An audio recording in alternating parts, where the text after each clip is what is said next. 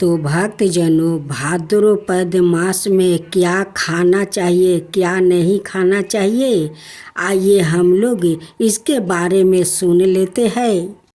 पहला नंबर, भाद्रपद में लहसुन, प्याज, शहद, गुड़, दही, भात, मूली, बैगन, कच्ची चीज़ों, मांस और मछली सहित किसी भी प्रकार का तामसिक भोजन नहीं करना चाहिए।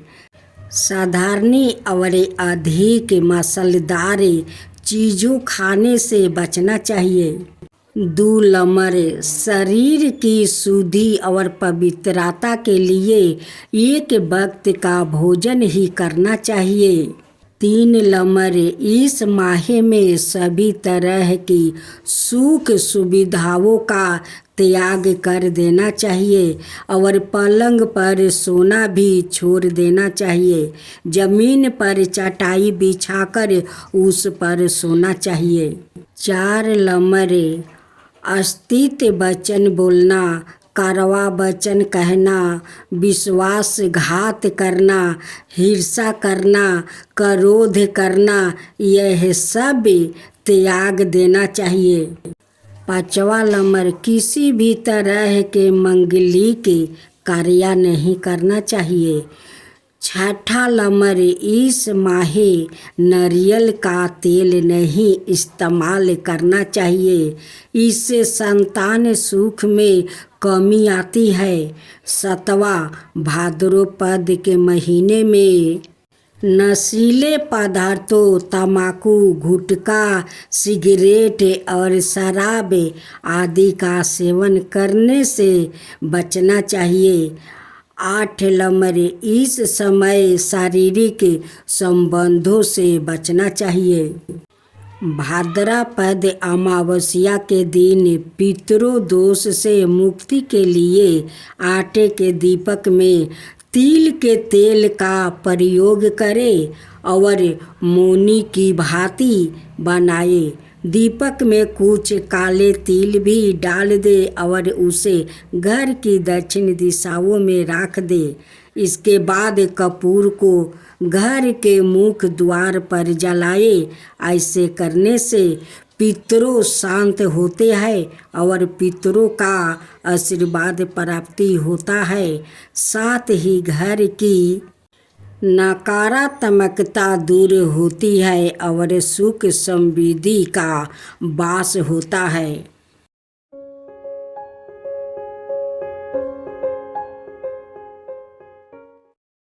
भक्तजनों, आज आप सुने सोमावती अमावस्या व्रत कथा। एक गरीब ब्राह्मण परिवार था। उस परिवार में पति पत्नी के अलावा एक पुत्री भी थी।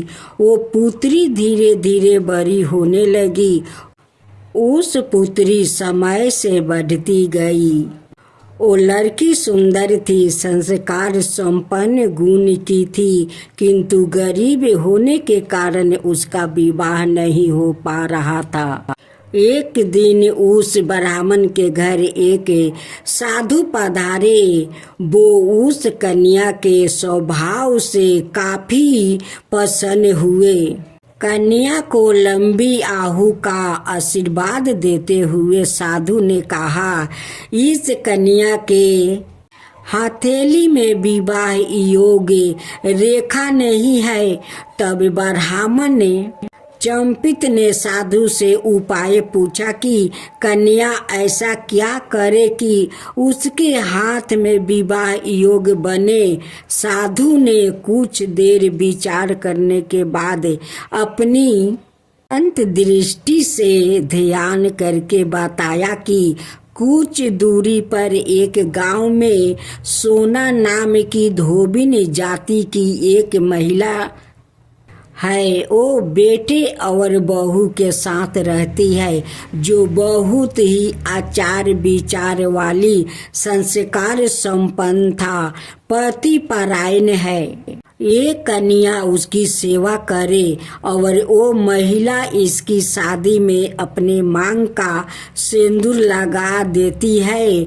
उसके बाद इस कन्या का विवाह योग तो इस कन्या का विधवा मिट सकता है। साधु ने यह भी बताया कि वो महिला कहीं आती जाती नहीं है। यह बात सुनकर ब्राह्मणी ने अपनी बेटी से धोबिन की सेवा करने की बात ही बताई। अगले दिन कन्या प्रात काल ही उठ कर सोना धोबिन के घर जाकर साफ सफैया और अनाए सारे कार्य करके अपने घर वापस आ जाती। एक दिन सोना धोबिन अपनी बहू से पूछती है कि तुम तो सुबह उठ कर सारे काम कर लेती हो और पता भी नहीं चलता। बहू ने कहा, माँ जी, मैंने तो सोचा कि आप ही सुबह उठकर सारे काम खुद ही खत्म कर लेती हो। मैं तो देर से उठती हूँ। इस पर दोनों सास बहू निगरानी करने लगी कि कौन है जो सुबह ही घर का सारा काम करके चला जाता है। कई दिनों के बाद धोबिन ने देखा कि एक कन्या उधर घर में आती है और सारे काम करने के बाद चली जाती है। जब वो जाने लगी तो सोना धोबिन उसके पैरों पर गिर पड़ी, पूछने लगी कि आप कौन है और इस तरह छुप कर मेरे घर की काम क्यों करती हो। तब कन्या ने साधु द्वार कही गई सारी बात बताई।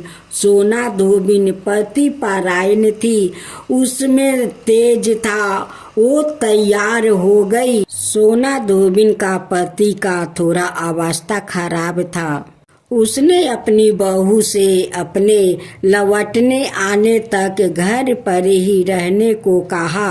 सोना धोबिन ने जैसे ही अपने मांग का सिंदूर उस कन्या की मांग में लगाया, उसका पति मर गया। उसे इस बात का पता चल गया। वो घर से निर्जल ही चली थी, यह सोच कर कि रास्ते में कहीं पीपल का पेड़ मिलेगा तो उसे भौंरी देकर और उसकी परिक्रमा करके ही जल ग्रहण करेगी। उस दिन सोमवती अमावस्या थी। ब्राह्मण के घर मिले पुए पकवान की जगह उसे ईंट के टुकड़ों से 108 बार भौंरी देकर 108 बार पीपल के पेड़ की परिक्रमा की और उसके बाद जल ग्रहण किया। ऐसे करते ही उसके पति के मुर्दा शरीर में वापस जाने आ गई। धोबिन सोना का पति वापस जीवित हो उठा। अमावस्या माता की जय हो। अमावस्या माता की जय हो। एक ब्राह्मण और एक ब्राह्मणी थी। वो दोनों भगवान के भक्त थे। घर में सब कुछ था, पर उनका कोई संतान नहीं होने से वो अति दुखी रहते थे। एक दिन अपनी स्त्री से वन में तपस्या करने जाने के लिए कहा और भगवान पर भरोसा करके वन में चला गया। जंगल में जाकर तप करने लगा। बहुत बरस बीत गए। उसको वैरागी हुआ कि अब अपना जीवन समाप्त कर दूंगा। इस प्रकार सोचकर वो पेड़ की डालिया पर फांसी का फंदा लगाकर मरने को तैयार हो गया। तब जाके सुख अमावस्या प्रकट होकर बोली, देख ब्राह्मण, तुम्हारे 7 जन्म तो कोई संतान नहीं लिखी है, किंतु मैं तुम्हें 2 कन्या का वरदान देती हूँ। एक का नाम है अमावस्या, दूसरी का नाम है पूनम। राख देना। तेरी स्त्री को कहना कि सुख अमावस्या का व्रत यह उपवास करे। अमावस्या के दिन 1 कटोरी चावल भर कर उस पर दक्षिणा रख कर किसी मंदिर में रख देना। ऐसा 1 साल तक करना। 1 कटोरी चावल सहित दान करते रहना। ब्राह्मण घर आया, अपनी स्त्री को बताया और अमावस्या के दिन ब्राह्मणी ने व्रत रखा। कुछ दिन बाद उसके 2 कन्या हुई। तब उसने एक का नाम अमावस्या और दूसरी का नाम पूर्णिमा रखा। धीरे धीरे बड़ी होने पर उनका विवाह किया। बड़ी बहन अमावस्या धार्मिक थी, जबकि छोटी बहन पूर्णिमा भगवान का बिल्कुल ही नहीं मानती थी। बड़ी के घर में तो सुख समृद्धि का भंडार भरे पूरे थे, पर छोटी बहन पूर्णिमा के दुख का पार नहीं था। जब बड़ी बहन अमावस्या को छोटी के बारे में सब मालूम हुआ कि उसकी बहन दुखी है, तब अमावस्या गाड़ी भर कर सामान लेकर गई और छोटी बहन को कहा, बहन पूनम सुख अमावस्या का व्रत तू भी करे, जिसे तुम्हारा घर में सुख समृद्धि का भंडार भरेगा। 1 साल तक चावल का कटोरा भर कर दक्षिणा दान करना। पूनम में ऐसा हो गया कि कुछ दिनों बाद उसके भी घर में धन आए और संतान को समृद्धि होने लगी। इस प्रकार जो भी सुख अमावस्या का व्रत आदि विधि पूर्वक करेगा, उसके घर में सुख समृद्धि का भंडार माँ सुख अमावस्या पूर्ण करेगी। भक्तों आज सुने चैत्रा पूर्णिमा व्रत कथा। चैत्रा माह की पूर्णिमा को शास्त्रों में समृद्धि महत्व पूर्ण माना गया है, इसलिए क्योंकि यह हिंदू वर्ष की पहली पूर्णिमा तिथि कहलाती है। चैत्रा पूर्णिमा का दिन मन लक्ष्मी की पूजा का विधान है। ऐसा माना जाता है कि पूर्णिमा तिथि पर माँ लक्ष्मी धरती पर बर्मन करती है और भक्तों पर अपनी कृपा बरसाती है। ऐसे में इस दिन माँ लक्ष्मी की पूजा के साथ साथ कुछ कार्यों पर विशेष ध्यान देना चाहिए। असल में शास्त्रों में बताया गया है कि चैत्रा माह की पूर्णिमा के दिन कौन से काम करना चाहिए और कौन से कामों को करने से बचना चाहिए। अब हम सुनते हैं चैत्रा पूर्णिमा व्रत कथा। पौराणिक कथा के अनुसार नर्मदा नदी के तट पर सुव्रत नाम का एक विद्वान ब्राह्मण रहता था। वो बहुत लालची थे। उसका उद्देश्य था कि किसी भी तरह से पैसा कमाना था और ऐसा करने से वो समय से पहले बूढ़ा देखने लगा और उसे तरह तरह की बीमारियां होने लगी। इस दौरान उन्हें एहसास हुआ कि उन्होंने अपनी पूरी जिंदगी पैसे कमाने में लगा दिया और सोचने लगा कि अब जिंदगी कैसे बचेगी। इस दौरान उन्होंने चैत्रा पूर्णिमा पर स्नान का महत्व बताने वाला एक श्रीलोक याद आ गया और उन्होंने नर्मदा नदी में डुबकी लगाई। लगभग 9 दिनों तक स्नान करने के बाद विद्वान ब्राह्मण का स्वास्थ्य बिगड़ गया और मृत्यु का समय आ गया। ब्राह्मण सोच रहा था कि उसने अपने जीवन में कोई भी अच्छा कर्म नहीं करने के लिए नरक में कष्ट उठाना पड़ेगा, लेकिन सच तो यह था कि चैत्र पूर्णिमा में स्नान करने से उन्होंने मोक्ष की प्राप्ति हुई थी। माँ लक्ष्मी को खीर बेहद पसंद है। चैत्र पूर्णिमा का दिन उन्हों खीर या सफ़ेद मिठाई का भोग लगाने से उनकी कृपा प्राप्ति होती है, साथ ही जीवन की सभी परेशानियां भी दूर हो जाती है। शास्त्रों के अनुसार पूर्णिमा के दिन सुबह पीपल के पेड़ पर जल चढ़ाने और शाम को दीप जलाने से माँ लक्ष्मी की कृपा प्राप्ति होती है। भक्तजनों, आज आप सुने अमावस्या व्रत कथा। एक बूढ़ी का दुख भरी कहानी है। जो भक्त इस अमावस्या व्रत सुनेंगे उस पर अमावस्या माता जरूर प्रसन्न होगी। इस अमावस्या व्रत को जरूर सुनिए। एक ब्राह्मणी थी, उनकी एक ही बेटा और बहू थी। ब्राह्मणी सोचने लगी कि मेरा बेटा बहू अपना माँ को तो कभी नहीं छोड़ेगा, बहू है तो मेरी लक्ष्मीनिया हमें तो बहुत सेवा करेगी। यही सोच करे उस ब्राह्मणी ने अपना बहू और बेटा से बहुत प्यार करती थी। उस बुढ़िया का परंपरा था कि हर अमावस्या का वो व्रत करती थी। काली माँ का मंदिर जाकर वो पूजा करती थी। एक कबूतर काली माँ को बलि देती थी। उनकी वो परंपरा था, लेकिन उनकी बहू को ये सब पसंद नहीं था।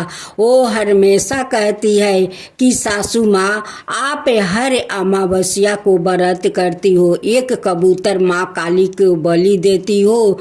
माँ काली का पूजा मुझे पसंद नहीं है। तुम नहीं जानती हो कि माँ काली एक खून चूसने वाली माता है और तुम उन्हीं को पूजा करती हो। हमें अच्छा नहीं लगता है, तुम उससे पूजा मत करो। हर अमावस्या के तुम पूजा करती हो, मुझे अच्छा नहीं लगता है। जब उनकी सासू माँ अपनी बहू को बात नहीं मानी तो बहू को बहुत गुस्सा आ गई। एक दिन वो लकड़ी से खाना बना रही थी या उनकी सासू माँ बैठ रही थी। उसी समय एक जलते हुए लकड़ी ले आती है और अपना सासू माँ के पीठ में लगाकर जला देती है। जब ब्राह्मणी का बेटा आकर अपना माँ को पीठ पर जले हुए देखते हैं, कहते हैं कि माँ तुम्हारा पीठ कैसे जल गया। बहू कहती है कि उन्हान के बाहर थोड़ा आग था, उसी आग पर गिर गई थी, इसलिए उनकी पीठ जल गया। ब्राह्मणी का बेटा पत्नी को झूठे बातों को मान लिया और बोला कि माँ तुम यहाँ उन्हान के पास मत आना, देखो गिर कर तुम अपना क्या हालत बना ली हो। तब बूढ़ी माँ समझ गई कि मेरे बेटा बहू मुझसे प्यार नहीं करता है। ब्राह्मणी बिना बेटा के जनाए घर से निकल जाती है। माँ काली देखती है कि इस ब्राह्मणी को बहुत तकलीफ है, वो मेरी पूजा करती है, उसलिए इनकी बेटा बहू इनसे प्यार नहीं करते हैं। उसी दुखी के कारण इस बूढ़ी माँ घर छोड़कर निकल गई है। माँ काली साक्षात बूढ़ी माँ के सामने जाकर प्रकट हो जाती है। कहती है कि माता मेरे कारण आपको घर छोड़ना पड़ा है, ठीक है कोई बात नहीं है, आप चलो मैं आपको रहने के लिए जगह देती हूँ। उस झोपड़ी में ले जाती है और माँ काली उन्हें खाने पीने के लिए सब कुछ देती है। उस ब्राह्मणी झोपड़ी में रहकर भी अमावस्या का व्रत नहीं छोड़ी और नहीं काली माँ का पूजा छोड़ी। एक दिन ब्राह्मणी अपना दरवाजे पर बैठी हुई थी। अचानक एक जंगल से शेर आता है और कहता है कि आज तो मुझे बहुत जोर का भूख लगा है, मेरे लिए तो भोजन मिल गया, इस बुढ़िया को खाकर अपना पेट भर लूंगा। ब्राह्मणी इधर उधर भागने लगी, सभी गांव वालों को बुलाने लगी कि मुझे बचाओ मुझे बचाओ, लेकिन घर से कोई नहीं निकला। तब बुढ़िया माँ काली को याद किया और माँ काली दौड़ी आई और बुढ़िया को बचा लिया। माँ काली को देखते ही बाघ जंगल में लौट गया। जब ब्राह्मणी अपनी आंख खोली तो सामने साक्षात माँ काली को पाई। माँ काली को पैर पकड़कर रोने लगी कि माँ आज तो मुझे बाघ खा लेता, अपना भोजन मुझे बना लेता। माँ काली कहती है कि माँ आप मत डरो, काली के रहते हुए कोई जानवर आपका कुछ नहीं बिगाड़ सकता है। गांव वालों आकर कहते हैं कि आपको बाघ कैसे छोड़ दिया। तब ब्राह्मणी कहती है कि जो माँ का मैं पूजा करती हूँ, भला मुझे कोई नुकसान पहुँचा सकता है? मुझे कोई नहीं नुकसान पहुँचा सकता है, मुझे तो माँ काली साक्षात आकर मुझे बचा ली है। एक दिन ब्राह्मणी अमावस्या के दिन व्रत कर रही थी। उस दिन उपवास की थी। उसी समय एक उसी गांव का औरत आई। वो औरत बहुत गरीब थी। वहां पर बैठकर उनकी पूजा पाठ देखने लगी। जब उनकी पूजा समाप्त हो गई तब उस औरत उस ब्राह्मणी से पूछती है कि हे ब्राह्मणी माता, मुझे भी इस अमावस्या का व्रत का विधि विधान बताइए, मैं भी अमावस्या का व्रत करना चाहती हूँ। उनकी बात सुनकर ब्राह्मणी कहती है कि हाँ बेटी, तुम खुशी खुशी व्रत करो। देखो अमावस्या माता तुम्हारी जरूर दुख हर लेगी। देखो आज ये जो हमारा घर द्वार बाग बगीचा देख रही हो, ये सब अमावस्या माता की कृपा है। उन्हीं का कृपा से ये सब कुछ हुआ है।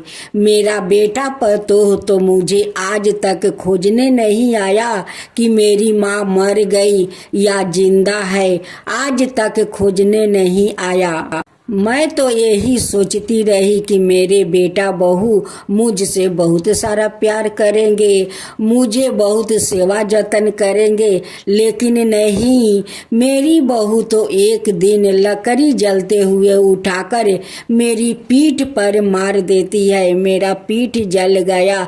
उस दिन समझ गया कि मेरा बेटा बहू मुझसे प्यार नहीं करते हैं, इसलिए मैं घर छोड़कर चली आई। उसी दिन रास्ते में माँ काली मुझे दर्शन दिया। आज उन्हीं का कृपा से ये सब कुछ हुआ है। ब्राह्मणी उस औरत को सारे विधि विधान नियम बताती है। उस औरत अपना घर जाकर अमावस्या का दिन श्रद्धा पूर्वक वो भी व्रत पूजा करने लगी। उस औरत को श्रद्धा भक्ति देखकर अमावस्या माता उन पर प्रसन्न हो गई। उन्हें भी धन धन कर दिया, उन्हें भी दुख दूर कर दिया। अब तो उस औरत अमावस्या व्रत करने के परंपरा बना लिया। तब से उस गांव वालों अमावस्या माता को व्रत करने लगा। अमावस्या माता की जय हो, अमावस्या माता की जय हो। भक्तों जन आज सुने चैत्रा पूर्णिमा व्रत का था। चैत्रा माह की पूर्णिमा को शास्त्रों में सर्वाधिक महत्वपूर्ण माना गया है, इसलिए क्योंकि यह हिंदू वर्ष की पहली पूर्णिमा तिथि कहलाती है। चैत्रा पूर्णिमा का दिन मन लक्ष्मी की पूजा का विधान है। ऐसा माना जाता है कि पूर्णिमा तिथि पर माँ लक्ष्मी धरती पर बर्मन करती है और भक्तों पर अपनी कृपा बरसाती है। ऐसे में इस दिन माँ लक्ष्मी की पूजा के साथ साथ कुछ कार्यों पर विशेष ध्यान देना चाहिए। असल में शास्त्रों में बताया गया है कि चैत्र माह की पूर्णिमा के दिन कौन से काम करना चाहिए और कौन से कामों को करने से बचना चाहिए। अब हम सुनते हैं चैत्र पूर्णिमा व्रत कथा। पौराणिक कथा के अनुसार नर्मदा नदी के तट पर सुव्रत नाम का एक विद्वान ब्राह्मण रहता था। वो बहुत लालची थे। उसका उद्देश्य था कि किसी भी तरह से पैसा कमाना था और ऐसा करने से वो समय से पहले बूढ़ा देखने लगा और उसे तरह तरह की बीमारियां होने लगी। इस दौरान उन्हें एहसास हुआ कि उन्होंने अपनी पूरी जिंदगी पैसे कमाने में लगा दिया और सोचने लगा कि अब जिंदगी कैसे बचेगी। इस दौरान उन्होंने चैत्र पूर्णिमा पर स्नान का महत्व बताने वाला एक श्लोक याद आ गया और उन्होंने नर्मदा नदी में डुबकी लगाई। लगभग 9 दिनों तक स्नान करने के बाद विद्वान ब्राह्मण का स्वास्थ्य बिगड़ गया और मृत्यु का समय आ गया। ब्राह्मण सोच रहा था कि उसने अपने जीवन में कोई भी अच्छा कर्म नहीं करने के लिए नरक में कष्ट उठाना पड़ेगा।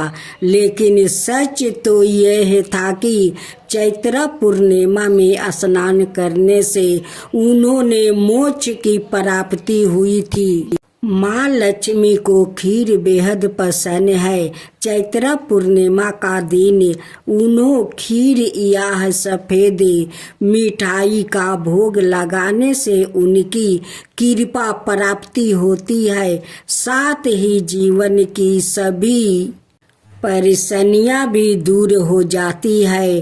शास्त्रों के अनुसार पूर्णिमा के दिन सुबह पीपल के पेड़ पर जल चढ़ाने और शाम को दीप जलाने से माँ लक्ष्मी की कृपा प्राप्ति होती है।